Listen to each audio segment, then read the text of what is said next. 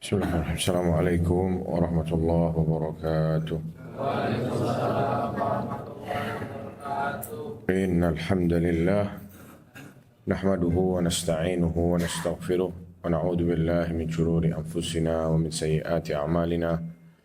Man yahdihillahu fala mudilla lahu wa man yudlil fala hadiya lahu.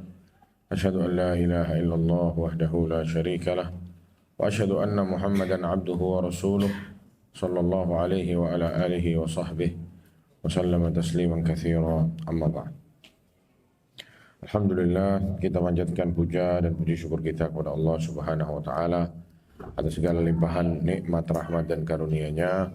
Alhamdulillah, Allah Subhanahu wa taala memudahkan kita semua untuk berkumpul di masjid ini melaksanakan satu kewajiban yang Allah wajibkan bagi kita semua, ya, salat berjamaah di masjid, lalu dilanjutkan dengan mengkaji sedikit dari ilmu agama kita dengan harapan Allah Subhanahu wa taala menerima amal ibadah kita semua, dan semoga ilmu yang dipelajari ini bermanfaat untuk kehidupan kita di dunia ini agar kelak baik akhirnya di akhirat.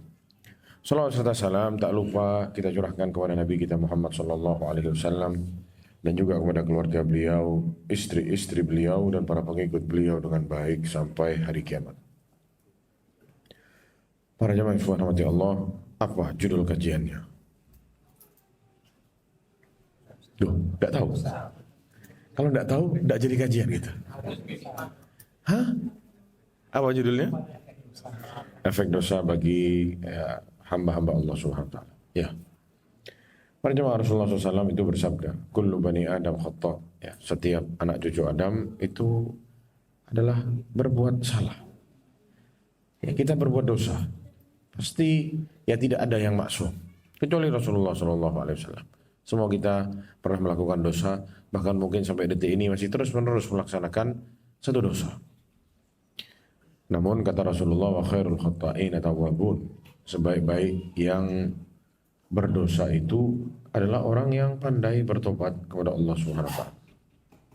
Dan betapa banyak dalam Al-Qur'an Allah Subhanahu wa taala memerintahkan kita semua, mengajak kita untuk kembali kepada Allah. Ayo, kata Allah Subhanahu wa taala, ya ayyuhalladzina amanu tubu ilallahi taubatan nasuha, wahai orang beriman, bertobatlah kepada Allah. Taubat yang nasuha, taubat yang benar-benar taubat. Ya, sama Allah diajak, ayo taubat. Kita setiap hari maksiat, setiap hari berbuat kesalahan, sama Allah diajak, ayo kembali, ayo taubat. Ya, ayo pulang. Padahal kita mungkin kurang ajar sama Allah. Sama Allah dilarang, sama kita dibuat. Sama Allah diperintahkan, sama kita tidak dibuat. Ya, kita membangkang, banyak salahnya kita ini. Tapi Allah tidak buru-buru mengazab kita semua. Ya, Allah itu dari salah satu namanya Al-Halim, yang mana maknanya adalah yang tidak menyegerakan taubat atau tidak menyegerakan azab. Ditunda sama Allah, diajak ayo kembali, tubu ilallah, kembali kepada Allah. Dan bayangkan para jamaah, bagaimana rasanya saat kita punya orang yang dekat sekali dengan kita, kita bantu dia luar biasa selama hidupnya. Sudah, kamu tenang aja. Kamu butuh apa, tinggal datang ke rumah, saya bantu. Bantu 1 tahun, 2 tahun, 3 tahun kebutuhannya dia, teman kita itu sama kita dicukupi kebutuhan hidupnya. Tiba-tiba dia nusuk kita dari belakang. Kita difitnah, dijelek-jelekin di belakang, dituduh dengan tuduhan-tuduhan yang tidak-tidak. Sakit hatikah kita jamaah? Sakit hati itu tidak? Sakit betul. Disakiti sama orang yang dekat, yang sama kita setiap hari dibantu, disantuni, tiba-tiba dituduh kita, difitnah, disakiti sama dia. Itu rasa sakitnya lebih sakit daripada kita disakiti sama orang yang tidak kenal sama kita. Betul atau tidak jemaah? Dan kalaupun orang itu minta maaf, mungkin ya sudah, ana maafkan, tapi sudahlah, saya tidak mau urusan lagi sama kamu. Saya kecewa. Hancur hati saya. Selama ini saya bantu, saya kasih kamu nikmat, tapi kamu durhaka, fitnah saya, nusuk saya dari belakang. Betul tidak jemaah? Itu yang akan kita lakukan jika kita berbuat baik sama orang, tiba-tiba orangnya seperti itu sama kita. Sakitnya lebih. Kalaupun kita minta maaf, ya dimaafkan mungkin sama kita, tapi udahlah, kamu minggir, jangan di sini. Saya maafkan, selesai sudah, 0-0 impas, tapi sudahlah, saya tidak mau urusan sama kamu lagi. Itu manusia. Dan dulu itu terjadi sama Abu Bakar As-Siddiq saat beberapa orang yang disantuninya itu ikut memfitnah Aisyah berzina dulu. Dihentikan sama Abu Bakar, ana bantu kamu selama ini hidup, tapi kamu habisi anak-anak juga, nuduh juga, ikut memfitnah juga, dihentikan. Akhirnya Abu Bakar sama Rasulullah dinasihati, ya suruh maafkan, akhirnya mulai dikasih lagi. Manusiawi. Ya. Tapi tidak demikian dengan Tuhan kita, Allah Subhanahu Wa Taala. Allah setiap detik kasih kita nikmat. Nikmat lagi, terus. Bahkan lagi sakitnya kita, lagi tidak enaknya kita itu hidup di atas nikmat Allah. Betul atau tidak jemaah? Lagi sakit nih, yang di rumah sakit, itu masih merasakan nikmat Allah. Iya atau tidak? Ya. Terus kita maksiat lagi, hantam sini, hantam sana, dolimi sini, dolimi sana, hajar sini, hajar sana. Semua sama kita dilaksanakan ini yang dilarang sama Allah Subhanahu Wa Taala. Kewajiban yang sama Allah diwajibkan sama kita, ya sama kita tidak dibuat. Tapi Allah Subhanahu Wa Taala terus panggil, ya ayyuhalladzina amanu tubu ilallah, kembalilah kepada Allah. Dan kata Rasulullah, kalau ada hamba yang bertobat, yang pertama kali paling berbahagia siapa? Allah Subhanahu Wa Taala. Bisa dibayangkan jemaah? Tadi orang yang ngasih ternyata dilawan, diberbuat keburukan kepada dia, sakit hati dia, berhenti jadi orang baik lagi, minggir ente, anak tidak mau kenal lagi sama ente. Itu kalau kita. Tapi Allah, kalau terus datang hambanya minta maaf kepada Allah, Allah yang paling bahagia. Allah yang paling berbahagia saat kita kembali kepada Allah Subhanahu Wa Taala. Kata Rasulullah SAW mempermisalkan bagaimana ya kebahagiaan Allah Subhanahu Wa Taala saat ada hambanya yang kembali bertobat kepada Allah. Dipermisalkan seperti orang yang sedang musafir, motong jalur lewat gurun pasir yang mematikan itu, naik unta dan barang-barangnya semuanya ada di untanya. Tiba-tiba dia istirahat, bangun dari tidurnya, untanya hilang. Lupa sama dia diikat untanya. Apa yang ada di kepalanya? Mati jemaah. Perjalanan masih ada ratusan ribuan kilo, bekalnya semua ada di unta itu. Ada di kepalanya, mati, hancur, habis sana, kata dia. Tiba-tiba dia lagi duduk-duduk, untanya datang. Kembali untanya. Bahagianya gimana jemaah? Dahsyat sekali. Kata Rasulullah, Allah lebih bahagia daripada orang yang kehilangan untanya itu terus untanya kembali lagi. Allah lebih berbahagia lagi saat hambanya bertobat kembali pada Allah Subhanahu Wa Taala. Apakah ada zat yang seperti itu selain Allah Subhanahu Wa Taala? Tidak ada. Sedekat-dekatnya kita sama teman, kita punya salah, kita dihindari sama dia. Udahlah, kamu menyakitkan, kamu mengecewakan. Saya tidak percaya lagi sama kamu. Minta maaf, mau kita nangis-nangis, udahlah, dia akan berubah. Tidak akan sama seperti yang dulu. Tapi Allah saat kita bermaksiat kepada Allah, maksiat, terus kita tobat, kembali, Allah yang paling bahagia. Dan tidak mungkin jemaah, Allah Subhanahu Wa Taala menolak tobat hambanya. Kenapa? Karena Allah yang minta, Allah yang suruh. Terus Allah mau tobat, mau diusir, tidak usah tobat, tidak mungkin. Kenapa? Allah yang suruh. Maka dari itu para ikhwan subhanahu Allah, semua dari kita itu berbuat dosa. Ada yang melakukan dosa besar, ada yang melakukan dosa kecil. Kata para ulama, lal kabirah ma'al istighfar, walas saghirah ma'al israr. Tidak ada ceritanya dosa besar jika selalu disanding dengan apa? Istighfar. Dan tidak ada namanya dosa kecil diremehkan jika dibuat terus menerus.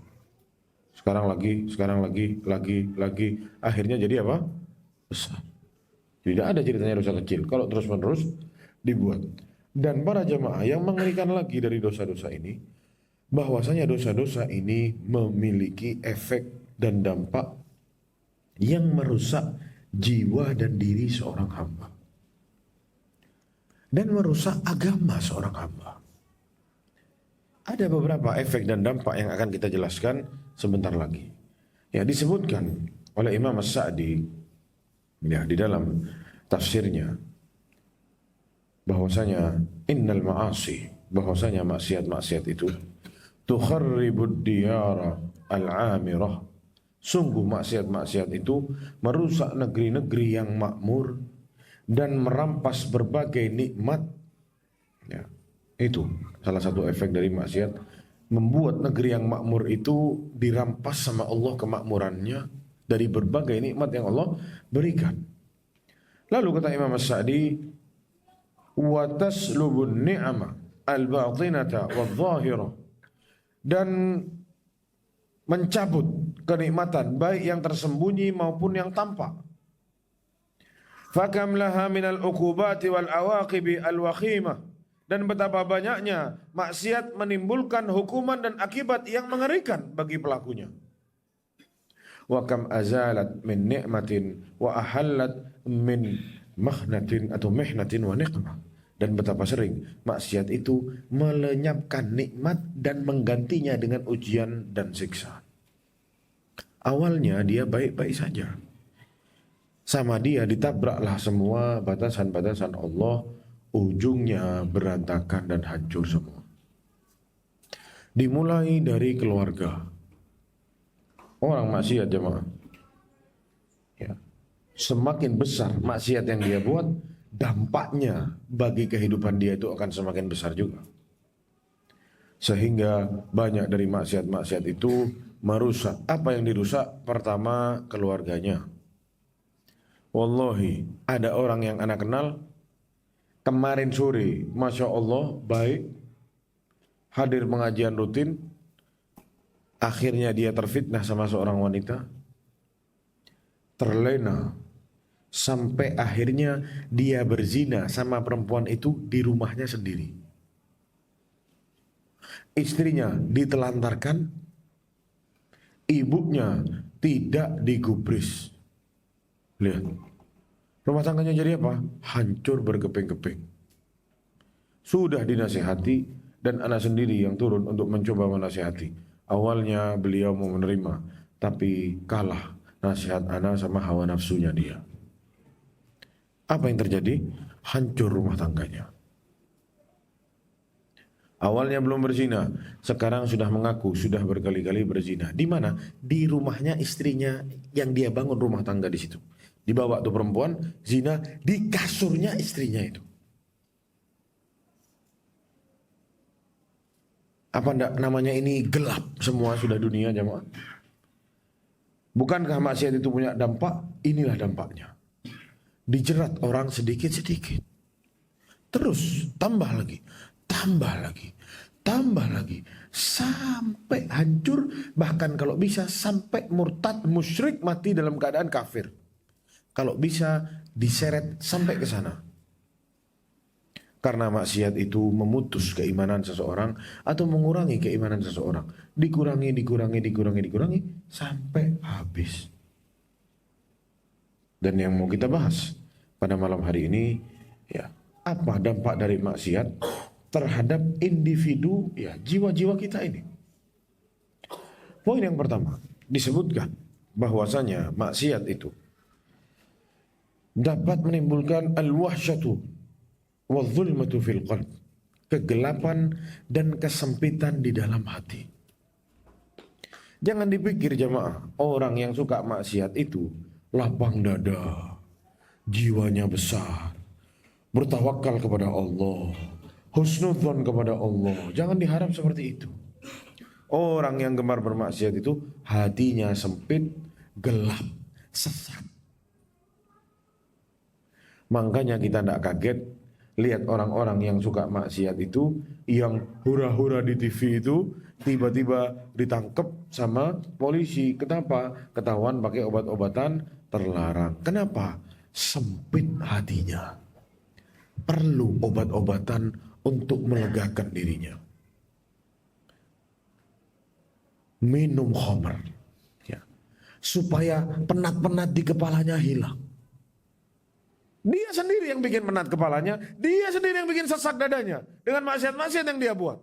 Sudah diingatkan, tetap aja tidak didengerin. Perlu sama hal-hal seperti itu. Akhirnya terperangkap di satu lubang yang sulit dia untuk meninggalkannya.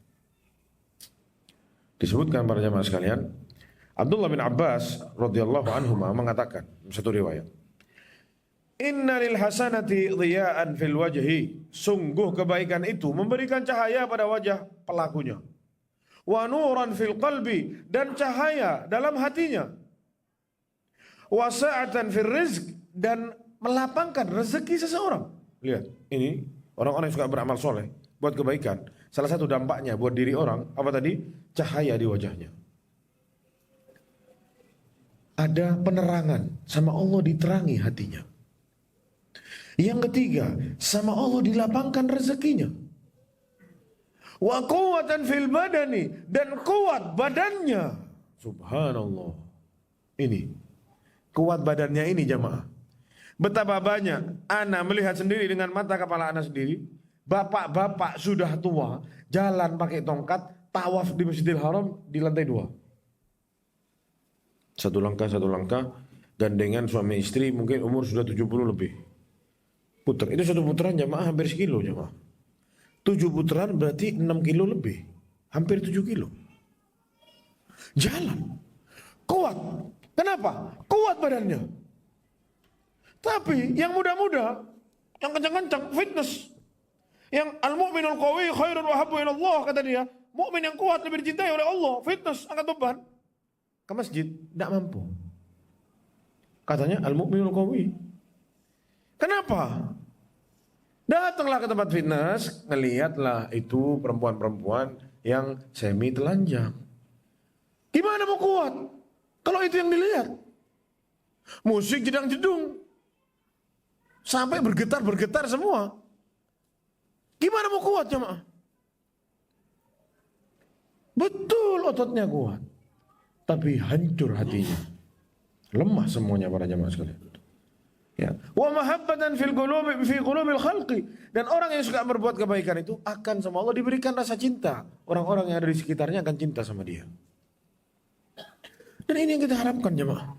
Kuat, sama Allah dilapangkan rezeki, dikasih petunjuk, diterangi sama Allah hatinya, dicintai sama orang-orang baik. Itu yang kita harapkan dalam hidup ini. Ya itu kuncinya ya ada di dalam ketaatan itu, berbuat kebaikan. Namun kata Abdullah bin Abbas, wa inna lis-sayyi'ati sawadan fil wajhi. Di dalam maksiat dan keburukan itu ada sebabnya. Yang pertama, membuat gelap wajah orang. Makanya kalau kita lihat orang-orang yang tidak sholat, suka maksiat, kelihatan mukanya, tidak pernah ambil wudhu, legam. Ya, tidak enak dilihat jemaah. Wa dhulmatan fil qalbi, ya, kegelapan di hatinya. Wa wahnan fil badani, badannya lemah untuk urusan ketaatan, apalagi paling malas. Wa naqsan fil rizki, dikurangi rezekinya oleh Allah Subhanahu wa taala. Wa bughdatan fi qulubil khalqi, dan kebencian di hati makhluk-makhluk Allah kepada dia. Dia urusannya maksiatnya sama Allah Subhanahu wa taala. Sama orang-orang dia baik, tapi bisa-bisa Allah bikin orang itu benci sama dia atas maksiat yang dia buat. Ini poin yang pertama yang akan dihasilkan dari dosa, yaitu gelap dan sempit, sesak dadanya. Yang kedua para jemaah sekalian, maksiat itu turithul, menimbulkan kehinaan, mewarisi kehinaan. Pelakunya itu terhina. Kenapa? Karena sebaliknya, ketaatan itu mewarisi kemuliaan. Orang yang taat kepada Allah, apa kata Allah Subhanahu wa taala? Ya, man kana yuridul izzata falillahil izzatu jami'a. Yang ingin mulia hidup di atas muka bumi ini, ingat kemuliaan itu yang hakiki ada pada Allah Subhanahu wa taala, milik Allah Subhanahu wa taala. Dengan kata lain, kita bisa capai kemuliaan itu dengan mendekatkan diri kepada Allah dengan kebaikan dan ketaatan. Sebaliknya, wadzul fi ma'siyatihi, saat kemuliaan didapatkan dengan ketaatan, berarti kebalikannya. Hina itu akan dihasilkan dari apa? Maksiat kepada Allah Subhanahu wa taala. Dan berapa banyak kita lihat orang-orang yang membangkang dari dulu sampai detik ini masih dihina-hina. Contohnya Fir'aun. Sampai detik ini kita kalau ketemu orang jahat bilang kayak siapa? Oh, Fir'aun nih orang. Iya atau enggak jemaah? Ya, itu lihat efeknya. Padahal sudah berapa ribu tahun yang lalu. 4.000, 5.000 tahun yang lalu mungkin Fir'aun. Sampai detik ini disebut-sebut keburukannya terus. Lihat. Hina atau tidak? Hina jemaah. Antum punya teman sama antum dibilang Fir'aun, marah enggak dia? Ini Fir'aun ini. Ribut pasti antum sama dia. Maksud ente apa? Pasti begitu. Kenapa? Tidak senang. Kenapa? Itu hinaan. Dihinakan sama Allah SWT. Abu Jahal kurang ajar sama Nabi, membangkang, mendustakan Allah.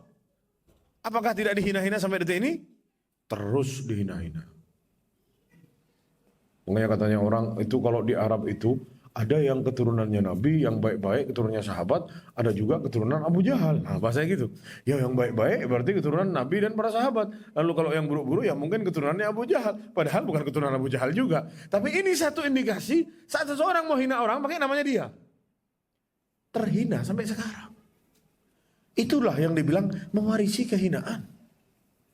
Disebut-sebut sama orang. Dia udah mati lama, tapi disebut-sebut keburukannya terus. Apa bukan ini satu kehinaan dari Allah Subhanahu wa taala? Ya, ini satu kehinaan para jamaah sekalian. Makanya orang yang mulia itu adalah orang-orang yang taat sama Allah Subhanahu wa taala. Disebutkan oleh Abdullah bin Amr bin As radhiyallahu anhuma, Rasulullah sallallahu alaihi wasallam bersabda, "Wa ju'ila adh-dhullu was-sagharu 'ala man khalafa amri." Ya. Akan dijadikan kehinaan kata Rasulullah dan kerendahan, semua itu akan diberikan kepada orang-orang yang menyelisih perintahku kata Rasulullah SAW. Bermaksiat kepada Allah, ya tidak taat sama Rasulullah SAW, mereka lah yang akan terhina. Hina jamaah di dunia ini. Dan kita lihat kisah-kisah orang-orang yang mulia padahal tidak ada yang kenal. Contohnya siapa? Uwais Al-Qarni. Lihat kan? Ana baru sebut. Siapa? Langsung kita nyebut orangnya. Uwais itu jamaah tinggal di kampung sana di pedalaman Yaman. Tidak ada orang kenal sama dia. Bagaimana Allah memuliakan dia? Sampai sekarang anak-anak kaum muslimin dikasih nama Uwais. Barusan ada anak kecil kita tanya. Sama namanya Uwais. Siapa Uwais? Orang kampung sana di pedalaman. Tidak ada yang kenal sama dia. Dia jarang untuk berinteraksi sama orang. Kenapa? Apa-apa ibunya. Apa-apa ibunya. Ibunya buta. Tidak bisa jalan. Harus ada dia yang bantu. Harus dia yang gotong. Sama ibunya terus setiap hari. Bahkan izin sama ibunya supaya dapat titel sahabat karena teman-temannya semuanya berangkat ke Madinah. Mau jadi sahabat, mau ketemu sama Nabi. Uwais tidak bisa. Kesian ibunya. Berangkat teman-temannya semua jadi para sahabat. Dapat radhiyallahu anhu. Titel sahabat luar biasa jemaah. Akhirnya Uwais mencoba untuk izin sama ibunya, dikasih izin. Jangan lama-lama, tapi kata ibunya. Iya bu, anak ketemu Nabi sebentar terus anak pulang. Jadi silahkan kata ibunya. Jangan lama-lama. Tidak bisa apa-apa ibunya. Bahkan dikatakan mungkin tidak bisa jalan juga kalau tidak salah ibunya. Atau buta atau tidak bisa jalan, pokoknya begitu. Pokoknya dia butuh sama anaknya. Jangan pergi lama-lama. Sampai ke Madinah ternyata Rasulullah perang Tabuk. Berangkat sana ke utara. Ya, kalau tidak salah perang Tabuk. Rasulullah tidak ada di Madinah. Ditunggu sehari dua hari tidak ada kabar. Dia harus cepat-cepat pulang. Ya sudahlah kami pulang aja. Anak pulang. Ya, tidak jadi dapat titel sahabat. Jalan ribuan kilo jamaah. Pulang. Ya, tangan kosong. Ya sudah demi ibunya. Birrul walidain. Salah satu ketaatan yang sangat besar. Ya, saat seseorang berbakti sama orang tuanya. Itu satu ketaatan yang sangat besar. Dan mewarisi kemuliaan yang sangat dahsyat. Sebagaimana yang dialami sama beliau ini. Pulang beliau ke Yaman. Subhanallah dikasih tahu ke Rasulullah. Tadi Uwais sini kemarin datang nyari tapi Rasulullah engkau tidak ada ya Rasulullah.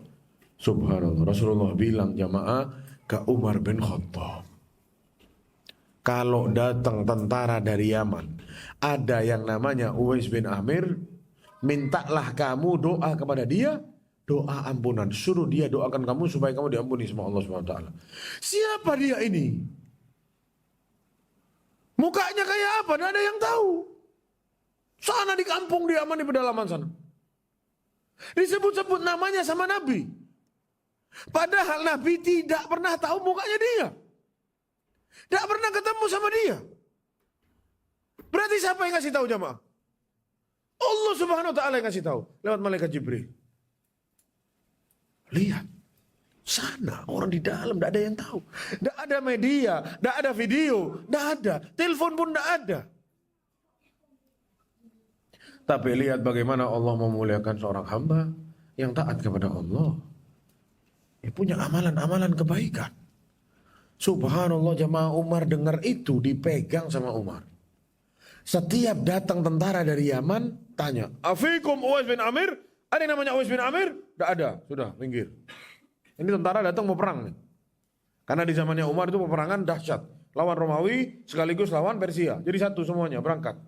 Abu Bakar yang berangkatin, dilanjut sama Umar.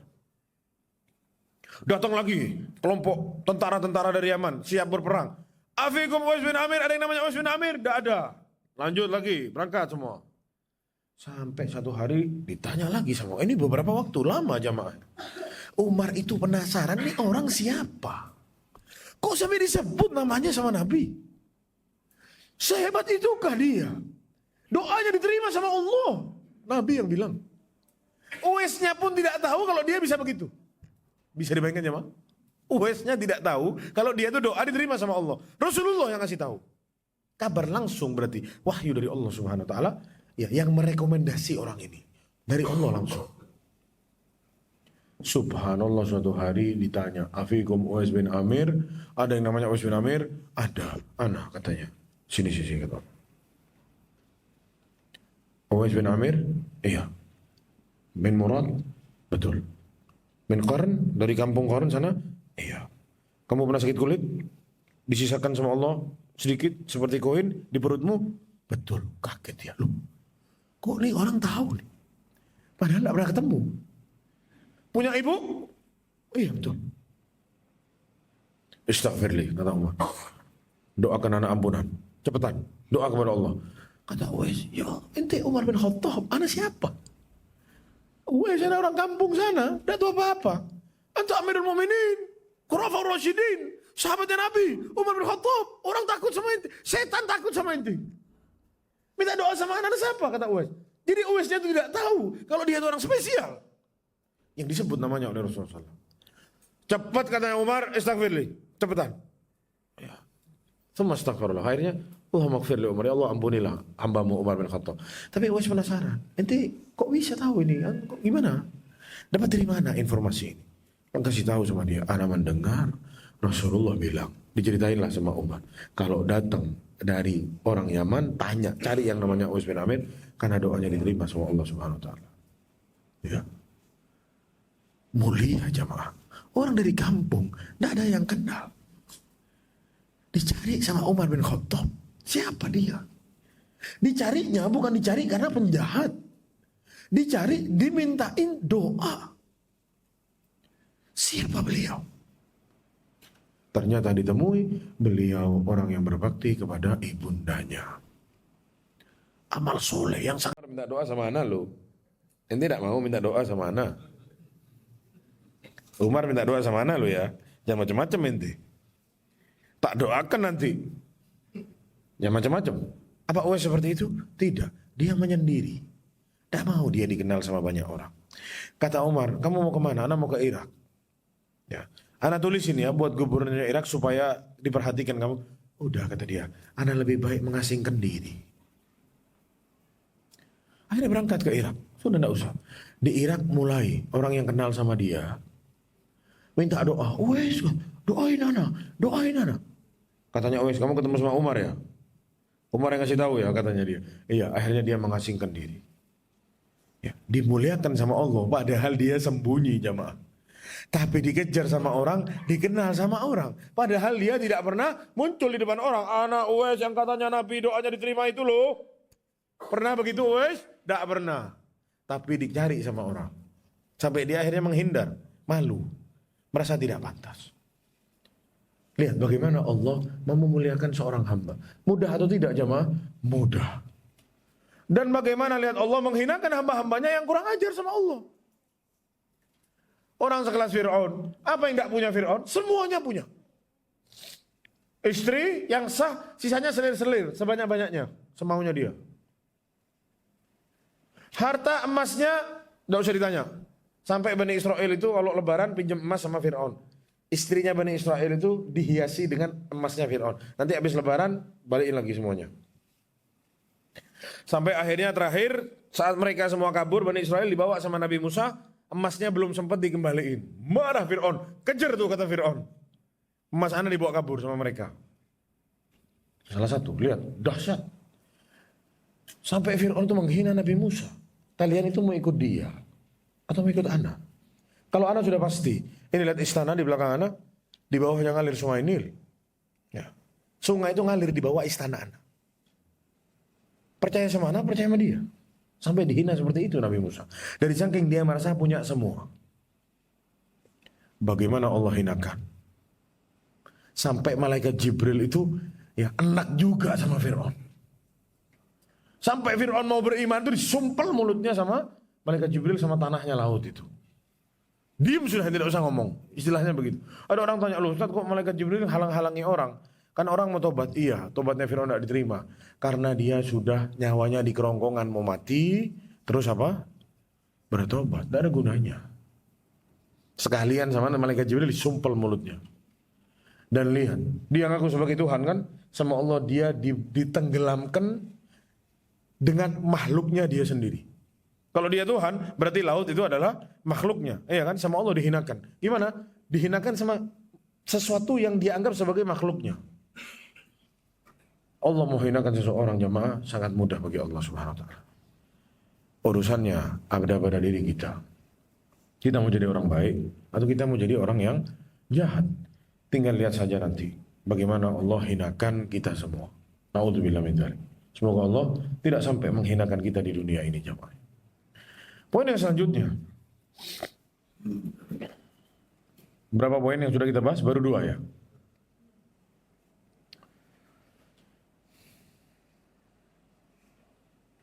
Disebutkan oleh Imam Hasan Al-Basri rahimahullah. Innahum wa in taqdaqat bihimul bighal wa hamlajat bihimul baradhin. Inna dhullal ma'siyah la yufariqu qulubahum aballahu illa ayyudhilla man asah. Meskipun, kata Imam Hasan Al-Basri, mereka menunggangi keledai yang mewah dan kuda-kuda yang indah, namun kehinaan akibat maksiat tidak akan bisa mereka hindari. Allah menolak untuk tidak menghinakan siapapun yang durhaka kepada Allah. Jadi siapa yang durhaka kepada Allah, lihat, sama Allah akan dihinakan dia. Tidak ada harganya di hadapan orang. Ya, siapa yang masih suka melanggar perintah-perintah Allah, apalagi jika juga tidak melaksanakan kewajiban-kewajiban yang Allah wajibkan, yang dosa dibuat, yang wajib tidak dibuat, ini dahsyat sekali. Masih mending kalau kewajiban semua sama dia ditutup, terus dia maksiat. Ya, ada penyeimbangnya. Karena kebaikan itu menghapus keburukan, keburukan menghapus kebaikan. Jadi saling makan. Masih ada yang imbangi. Ini enggak jemaah. Yang wajib dia enggak buat, yang maksiat sama dia dikerjain.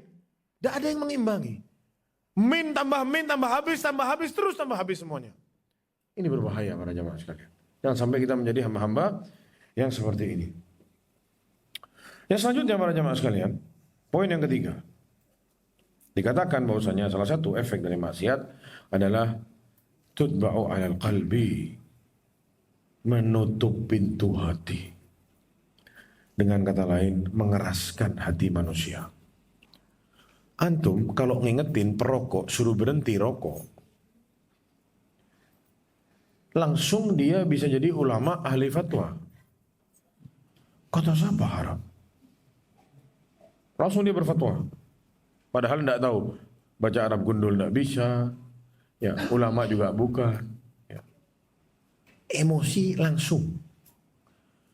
Coba kita tegur orang yang kerja di tempat-tempat riba, tidak boleh riba haram, pasti emosi. Karena salah satu efek dari dosa itu mengeraskan hati. Dengan kata lain, ditutup pintu hati seseorang dari hidayah. Disebutkan oleh Abu Hurairah radhiyallahu anhu, "Innal 'abda idza akhta'a khati'atan nukitat fi qalbihi nuktatun sauda." Seorang hamba, kata Rasulullah, jika berbuat dosa, maka di hatinya akan dicap, kasih titik dengan titik warna hitam. Fa idza huwa naza'a wastaghfara wa taba suqila qalbuh. Kalau dia beristighfar kepada Allah, berlepas diri dari dosa yang dia buat tadi, maka hatinya akan dibersihkan kembali oleh Allah Subhanahu wa taala. Wa in ada zida fiha. Kalau dia kembali lagi ke dosa itu, ditambahin lagi titiknya sama Allah Subhanahu wa taala, hatta ta'lu qalbu, sampai hatinya penuh dengan titik hitam tadi. Wa huwa ar-ran alladzi dzakarahu Allah, yaitu adalah ar-ran yang mengeraskan hati yang sama Allah disebutkan. Kalla bal rana ala qulubihim ma kanu yaksibun. Surat Al-Mutaffifin ayat 14. Sekali-kali tidak, bahkan kata Allah, apa yang mereka lakukan telah menutupi hati mereka. Hatinya tertutup jamaah dari saking banyaknya maksiat, keras, tidak bisa nerima kebaikan sama sekali. Kebaikan di kepala dia itu suatu keburukan yang menjijikkan. Dan maksiat itu adalah sesuatu yang lezat yang perlu dia buat. Na'udzubillah. Jangan sampai kita jadi orang-orang yang seperti itu. Fadhal muadzin, adzan dulu, kita lanjutkan insyaallah setelah adzan.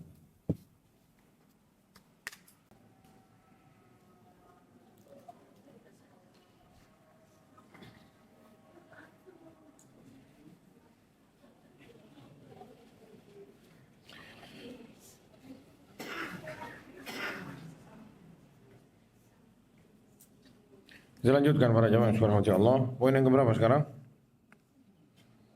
Poin yang keempat. Maksiat itu tudhibul haya'a minal qalb, menghilangkan rasa malu dari hati. Disebutkan oleh Abdullah bin Mas'ud radhiyallahu anhu bahwasanya Rasulullah sallallahu alaihi wasallam bersabda, "Inna mimma adraka an-nasu min kalamin nubuwwati al-ula, idza lam tastahi fasna' ma syi'ta." Termasuk dari ucapan kenabian terdahulu yang masih diketahui manusia sampai saat ini, yaitu jika engkau tidak malu maka lakukanlah sesukamu. Dan dikatakan oleh salah seorang penyair, wa rubba qabihatin ma hala baini wa baina rukubiha illa al-haya. Seringkali kejelekan itu hampir kulakukan, namun yang menghalangi hanyalah rasa malu. Fakana huwa ad-dawa'a laha walakin idza dhahaba al-haya'u fala dawa'u. Malu itu terkadang menjadi obat bagi dosa, namun jika rasa malu hilang maka tidak ada lagi obatnya. Jadi para jamaah sekalian Allah, orang yang suka bikin dosa itu, lihat lama-kelamaan akan hilang rasa malunya. Awalnya nyoba sembunyi-sembunyi. Kenapa sembunyi-sembunyi? Masih ada rasa malu. Sudah asyik, terus lanjut. Akhirnya bukan hanya terang-terangan. Pangkat yang selanjutnya, setelah sembunyi-sembunyi, terang-terangan. Terus dilanjutkan terang-terangan, habis itu dia ngajak orang untuk berbuat yang dia buat. Makanya dikatakan, tidak salah, oleh sahabat yang mulia Utsman bin Affan radhiyallahu anhu, para pezina itu berharap orang-orang yang ada di kampungnya itu, perempuan-perempuannya, jadi pezina semua. Ini efek dari dosa. Saat malu itu sudah hilang. Awalnya malu sembunyi-sembunyi, naik pangkat terang-terangan, naik pangkat jadi dai, ngajak orang untuk bikin dosa seperti dia. Berharap orang lain sama seperti dia. Bahkan dijadikan tren dan style. Kenapa? Malunya sudah hilang. Sadar atau tidak, itu yang terjadi. Itu yang kita lihat. Dulu orang suka sesama jenis sembunyi-sembunyi jamaah. Iya kan? Ada terang-terangan dulu? Tidak ada. Sekarang terang-terangan. Dan dianggap biasa. Gandeng-gandeng di pinggir jalan, tidak malu. Bahkan sampai umroh, sampai naik haji. Loh, tidak bisa pikir anak. Mungkin karena tidak kuat dibully di negerinya sendiri, pindah ke negeri orang lain. Yang melegalkan supaya bisa berselancar dengan bebas. Mana rasa malunya? Habis. Tidak tahu malu. Kenapa? Dikikis malunya dengan dosa-dosa yang dia buat itu. Ya. Dan sebutlah apa dosanya. Orang semua berbuat dosa itu awalnya apa? Sembunyi-sembunyi. Nanti lama-lama terang-terangan. Perokok itu saat pertama kali ngerokok, siapa yang langsung terang-terangan? Ayo, ngaku. Siapa yang dulu ngerokok, terang-terangan langsung depan bapaknya, Pak, ini enak loh Pak. Ayo kita sama-sama. Ada yang berani begitu? Ada yang berani? Tidak berani, semua sembunyi-sembunyi. Lama-lama mulai terang-terangan. Besok tidak tahu malu, tambah parah lagi. Apa? Nyuruh anaknya beli. Tapi anaknya tidak boleh ngerokok. Awas loh ya, kalau ngerokok. Loh Pak, ini loh tiap hari anak beliin.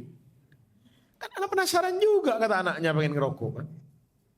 Bayangkan, mana rasa malunya? Tidak ada. Dia larang orang, tapi dia sedot sendiri di depan orang. Nyuruh lagi.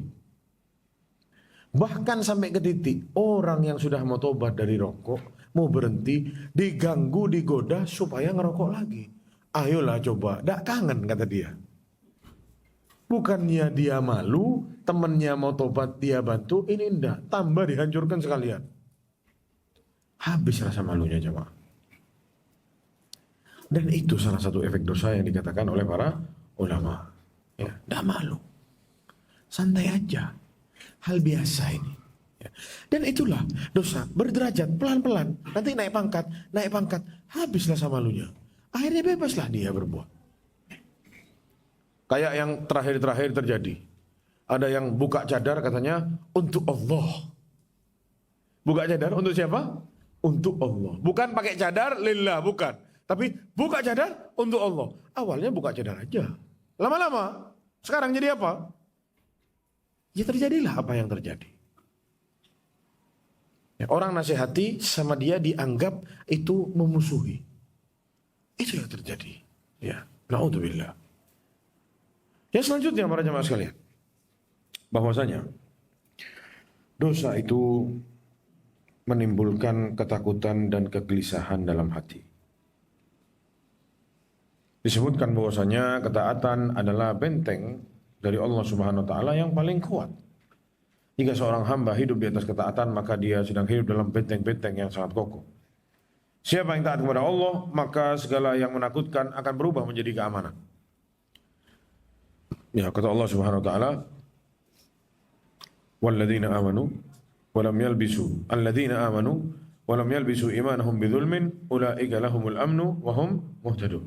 Orang-orang yang beriman kepada Allah dan tidak pernah mencampuri keimanannya dengan kezaliman, dengan kata lain kesyirikan, yang mana kesyirikan itu dosa yang sangat besar. Ya, ada indikasi juga dosa-dosa yang lain semuanya. Tapi yang dijelaskan di tafsirnya adalah kesyirikan, maka merekalah atau bagi merekalah keamanan dan bagi mereka petunjuk dari Allah Subhanahu wa taala.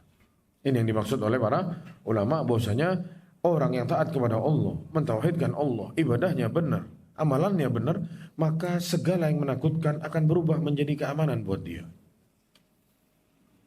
Namun siapa yang bermaksiat, bahkan dia akan selalu merasa takut. Bahkan di dalam keadaan tenang pun akan menjadi sumber ketakutan buat dia. Dan ingat jemaah, orang yang takut kepada Allah, maka Allah akan menjaganya dari segala sesuatu. Takutlah kepada Allah, yang lain selesai semua. Tapi kalau kita tidak takut sama Allah, yang lain akan menjadi momok menakutkan dalam hidup kita. Jadi barang siapa yang tidak takut kepada Allah, maka Allah akan membuatnya takut dari segala sesuatu. Ini yang dikatakan oleh banyak para ulama. Itu adalah poin yang kelima. Orang yang berbuat maksiat itu gelisah jemaah, hidup tidak enak. Kepikiran, saya begini, saya begitu. Jangan dipikir orang-orang yang korupsi, orang-orang yang nipu orang, timbangan orang jual dagang dikurangi. Jangan dipikir mereka itu hidup tenang jemaah. Tidak. Ada beban dalam hidupnya, ada berat dalam hatinya, tapi kita tidak lihat aja. Kita tidak lihat itu. Mereka yang tersiksa dengan perasaan itu. Makanya tidak kaget, kita lihat banyak sekali dari saudara-saudara kita yang dulu mungkin uangnya melimpah ruah, tapi dihasilkan dari yang haram, sama dia ditinggal semua, lalu loncat dia, masuk ke dalam lubang kemiskinan, namun dia hidup lebih tenang daripada yang dulu. Kita yang lihatnya kayaknya susah nih orang, tapi enggak, ana alhamdulillah. Sekarang ana bisa sholat di masjid 5 waktu, ana bisa bersedekah sama orang, ana bisa bantu orang tua ana bisa ikut didik anak-anak. Dulu, tidak bisa semua. Diintai sama rasa takut, diintai sama rasa salah, diintai sama sesak dada atas hasil dosa yang anak buat. Itu pengakuan banyak orang. Kita lihatnya susah bener nih orang, kesian, tapi dia berbahagia. Dan anak pernah temui orang-orang seperti itu. Saat dia ditinggal sama orang-orang yang suka nongkrong sama dia, tapi kerjaannya maksiat terus. Artis-artis yang bertobat, pemusik-pemusik yang bertobat. Tidak jarang Anda bertemu sama mereka, Anda tanyain, "Bang, antum itu kok dulu kan sudah dahsyat antum. Kenapa kok pindah? Kenapa kok ganti?" Tidak susah. Susah, Ustaz. Kenapa? Anda tidak pernah tenang ada di sana. Tidur Anda gelisah. Bertanya-tanya terus. Anak ini jangan-jangan buat dosa apa enggak ya? Halal atau tidak? Terus pertanyaan itu timbul di kepala anak, kata dia. Akhirnya saat anak tahu, anak tinggal semua. Wallahi Ustaz, anak tidak berani keluar dari rumah. Karena teman-teman anak, ya semuanya berantakan semua. Kalau anak kembali lagi, hancur hidup anak, kata dia. Anak berdoa sama Allah, ya Allah, mudah-mudahan bisa dapat teman yang satu circle, yang satu pemahaman, yang bisa bantu anak, kata dia. Anak doa sama Allah. Subhanallah, sekarang kata dia, teman anak lebih banyak dari yang dulu, dan insya Allah orang soleh semua, insya Allah bantu kita untuk jadi orang yang baik. Diganti sama Allah SWT. Perlu waktu, ada usaha yang dia buat, sama Allah dikasih. Tenang hidupnya, aman sekarang. Dulu anak gelisah, takut, kepikiran. Ngeblank kadang-kadang emosi melonjak. Ya, habis hura-hura, naik ke atas panggung, pulang ke rumah sepi, kayak ada rasa mau bunuh diri. Bayangin ya, Pak. Kita lihatnya dia, hebat ya, terkenal dia, banyak uangnya. Subhanallah. Dianya itu tersiksa di rumahnya. Makanya lihat itu penyanyi-penyanyi di Amerika, yang top-top tiba-tiba apa? Bunuh diri. Kenapa? Takut. Sesak dadanya. Kepikiran. Diintai sama sesuatu yang membuat dia takut. Tidak pernah merasa aman. Akhirnya dia habisi hidupnya sendiri supaya cepat selesai. Alhamdulillah jemaah, kita Islam, kita tahu ada Al-Quran, kita baca Al-Quran, kita datang ke masjid, sujud di masjid ini kepada Allah Subhanahu Wa Taala. Wallahi mungkin kalau kita tidak sholat jemaah, sama kita sama orang-orang itu. Na'udzubillah. Makanya kata Allah apa? Inna sholata tanha anil fahsya'i wal munkar. Sholat itu melarang orang berbuat keji dan mungkar. Dan itu salah satu efeknya. Ketaatan membawa ketenangan. Salah satu contohnya lagi. Kita kalau belum sholat, gelisah atau tidak? Gelisah kan? Meskipun yang malas sholat, belum sholat itu gelisah. Waduh, anak belum sholat nih.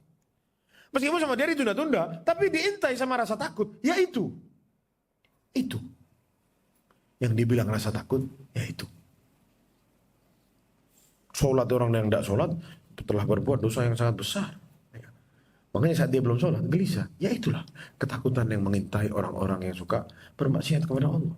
Jika dia niat mau sholat aja tapi ditunda, sudah gelisah seperti itu. Gimana kalau dia habis bunuh orang? Bayangin. Kerjanya apa? Bunuh orang. Misalkan. Mungkinkah dia bisa tenang-tenang hidupnya? Dah mungkin ya, Pak. Itu tentara-tentaranya Amerika itu yang dikirim ke Irak suruh bantai kaum muslimin, dikirim ke negeri-negeri kaum muslimin, banyak yang gila. Stres. Dia tahu dia buat kekejian yang sangat dahsyat, bunuh orang yang tidak bersalah. Itu orang kafir. Gila jemaah. Pulang selamat, tapi kelainan jiwa, sakit jiwa, tekanan batin, depresi, itu yang akan dihasilkan dari dosa. Kalau kita terus-menerus hidup di atas dosa. Sebisa kita jemaah, hindari apa yang bisa kita hindari. Kalaupun harus berbuat dosa, ditahan, ditunda, kalau bisa sampai tidak jadi. Dan kalaupun kita berbuat dosa, banyak-banyak beristighfar kepada Allah Subhanahu Wa Taala. Walaupun yang selanjutnya para jemaah sekalian, bahwasanya dosa itu mengecilkan jiwa. Selain menghinakan diri manusia, dosa itu juga menekan jiwa hingga menjadi sangat kecil dan hina. Sebaliknya ketaatan itu membersihkan jiwa, mensucikan jiwa seseorang dan memuliakan jiwa. Sebagaimana Allah SWT berfirman, "Qad aflaha man zakkaha wa qad khaba man dassaha." Sungguh telah beruntung orang yang mensucikan jiwanya. Mensucikan jiwanya dengan apa? Dengan ketaatan-ketaatan. Wa qad khaba, dan sungguh merugi orang yang mengotori jiwanya sendiri. Disebutkan apa yang dimaksud dengan mengotori jiwanya sendiri. Dia yang kotorin jiwanya sendiri dengan dosa-dosa yang dia buat. Orang para jamaah yang mengotori jiwanya sendiri, tidak mungkin terus dia sudah injak-injak jiwanya, terus dia duduk di tempat-tempat yang baik. Tidak mungkin. Orang yang gemar bermaksiat tidak mungkin duduk sama ulama. Duduk di masjid, dengerin tausiah, tak kira betah. Itu di pantatnya seperti ada duri-duri, nyuruh dia berdiri, suruh pergi. Kupingnya seperti ditusuk sama apa? Sama jarum, disuruh jangan denger. Ini omongan-omongan orang-orang sok suci. Pergi aja dari sini. Tak kira betah dia. Sama seperti lalat. Tak seneng duduk di yang wangi-wangi. Tak mau lalat. Bikin yang bau-bau, sampah, dan semisalnya. Ada bunga, ada kotoran. Lalat pilih yang mana? Ya sudah. Itulah perumpamaan orang yang sedang menghinakan dirinya sendiri, mengotori jiwanya sendiri, dan itulah yang dihasilkan dari dosa mengotori dan mengecilkan jiwa seseorang. Yang ketujuh, para jemaah sekalian.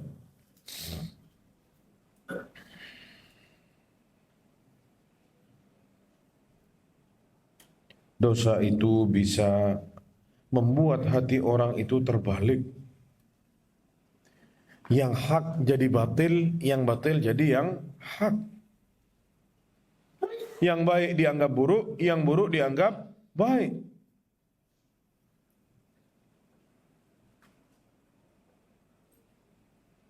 Dan kita lihat orang-orang yang memang hobinya dan kebiasaannya berbuat maksiat. Dikasih tahu yang baik-baik, yang baik itu sama dia bisa dibilang satu keburukan.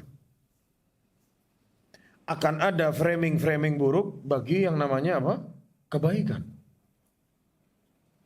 Hati-hati, itu radikal. Hati-hati, terlalu ekstrim. Jangan mabuk agama. Mabuk apa? Agama. Padahal tidak pernah mabuk juga kita. Santai aja gitu. Tapi keluar framing-framing keburukan itu. Kenapa? Hatinya kebalik. Lihat itu kaumnya Nabi Lut. Apa kata kaumnya Nabi Lut? Akhriju ala Lut. Keluarin ini Lut dari negeri kalian. Kenapa? Innahum unasun yatahharun. Karena mereka itu orang-orang yang suci. Keluarin aja. Tidak pantas ada di sini. Bayangin, yang bersih disuruh apa? Keluarin. Yang kotor sini sama kita. Terbalik atau tidak, jemaah? Terbalik. Itu yang dihasilkan oleh orang-orang yang suka bermaksiat. Yang baik akan terlihat seakan-akan itu satu keburukan. Momok yang menakutkan. Awas. Anakmu kalau ngaji di sana, nanti itu diucapkan orang-orang yang aneh-aneh biasanya. Tidak mungkin orang berilmu, orang soleh, terus tiba-tiba nuduh orang seperti itu. Tidak mungkin ya. Yang akan terbulak-balik itu orang yang gemar bermaksiat atau dirusak jiwanya sama maksiat-maksiatnya.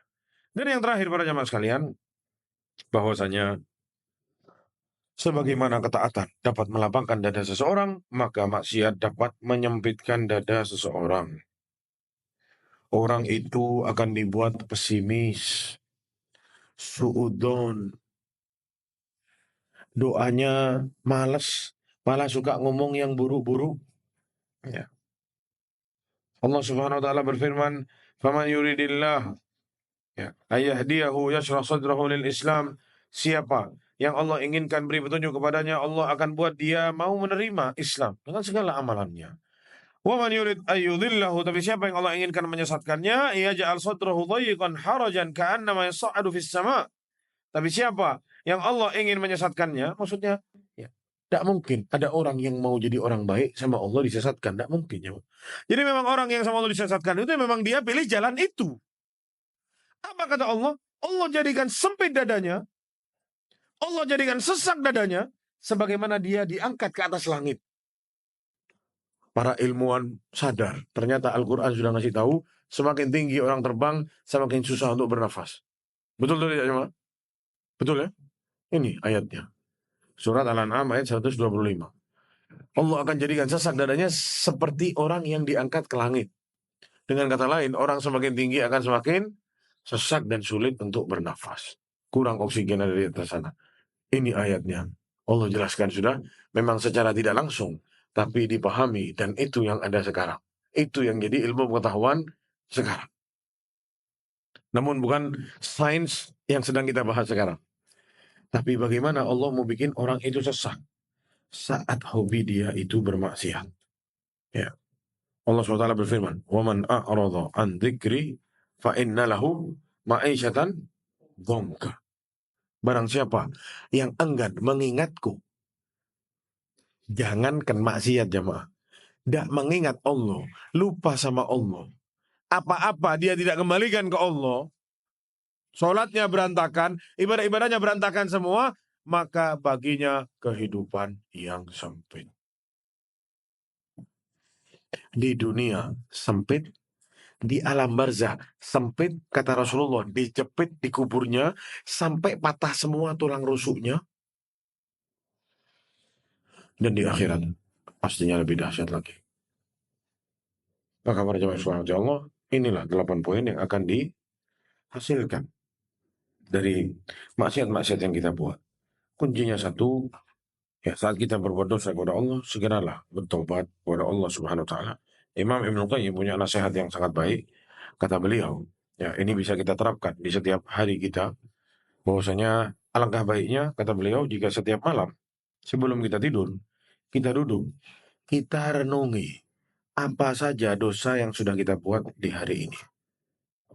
Oh, tadi ana bohong, tadi ana gibahin orang, tadi begini, tadi begitu, ingetin semuanya. Lalu angkat tangan berdoa dan istighfar kepada Allah Subhanahu wa taala, bertobat kepada Allah, minta ampunan kepada Allah. Tobat yang betul-betul, ya Allah, ampuni dosa-dosa hamba-Mu ini. Ya, ampuni kehilafan-kehilafan yang telah hamba perbuat ini. Kata Imam Ibnu Qayyim, jika dia di malam itu tidur dalam keadaan sudah bertobat, lalu qadarullah dia tidur dan tidak bangun lagi meninggal, maka dia meninggal di atas tobat. Adapun besok pagi dia hidup kembali, maka dia hidup kembali mulai dari nol. Semangat untuk kembali berbuat ketaatan dengan harapan tobatnya diterima oleh Allah SWT, dan dia hidup berusaha untuk menghindari dosa-dosa. Dan Imam Ahmad bin Hanbal, para jemaah sekalian, sebagai penutup, Imam Ahmad itu bilang, kita ini sebagai seorang muslim harusnya pintar-pintar menghindari dosa. Layaknya orang yang punya sendal baru, jalan di jalanan yang becek habis hujan. Menghindar enggak? Bahkan jangan sampai dekat-dekat sama sepatu yang lain. Sampai sama temannya kenalan dulu, diinjak sepatunya. Kita kalau punya sepatu baru di sekolah, ya ketahuan sama teman-teman, diinjak atau tidaknya, mah? Ya, diinjak sama teman-teman. Manusia seperti itu. Orang jalan di satu jalan yang becek, pasti dia menghindar becek-becek itu. Takut apa? Lumpurnya itu, becek-becek itu loncat ke sendalnya atau ke bajunya dia. Betul kan? Seperti itulah semestinya seorang muslim dengan dosa. Di mana ada dosa, minggir. Di mana ada dosa, minggir. Karena kalau sudah nyemplung sekali, jeder, sudah, habis itu terobos semua. Sudah tangguh, bismillah kata dia. Terobos semua, nanti di ujung kita cuci. Ya, pahamnya, Pak? Makanya dari awal menghindar supaya bersih. Adapun kotor sedikit, dia akan masih berusaha pakai tisu basah zaman sekarang, dilap. Wah, masih bagus, jalan. Tapi kalau sudah kotor, sudah akhirnya diterobos semua. Kebablasan semuanya diterjang sama dia. Hadza wallahu alam. Ini bisa saya sampaikan para jemaah sekalian. Kurang lebihnya mohon maaf. Jika ada yang ditanyakan, silakan.